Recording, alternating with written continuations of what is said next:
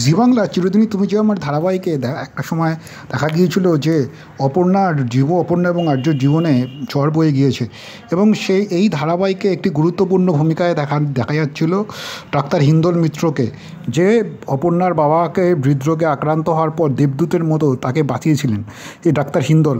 আর তারপর থেকেই তাকে মেয়ের জীবন সঙ্গী হিসেবে পেতে চেয়েছিলেন অপর্ণার বাবা মা। বয়সে বড় আর্যর সঙ্গে অপর্ণার সম্পর্ক তারা কিছুতেই মেনে নিতে পারেননি। বসের সঙ্গে মেয়ের জীবন কাটানোর ভাবনা তাদের চিন্তিত করেছিল। হিন্দুলের সঙ্গে যেন তারা বিয়ে দিতে চাইছিলেন মনে প্রাণে। মূলত হাসপাতালে চরম সংকটে অপর্ণার পাশে ঢাল হয়ে দাঁড়িয়েছিলেন হিন্দল। সুস্থ করে তোলেন তো অপর্ণার বাবাকে তিনি।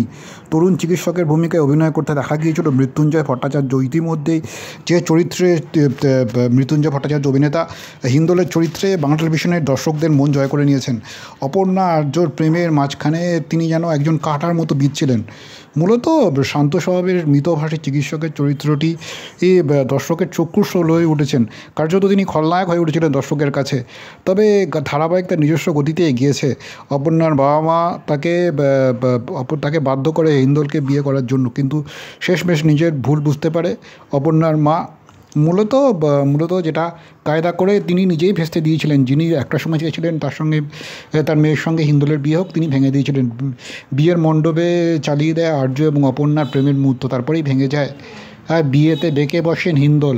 মূলত ধারাবাহিকে এতটাই এই পর্যন্তই ছিল। কার্যত হিন্দল অর্থাৎ অভিনেতা মৃত্যুঞ্জয়ের ভূমিকা। আপাতত অপর্ণার জীবন থেকে তিনি বিদায় নিচ্ছেন।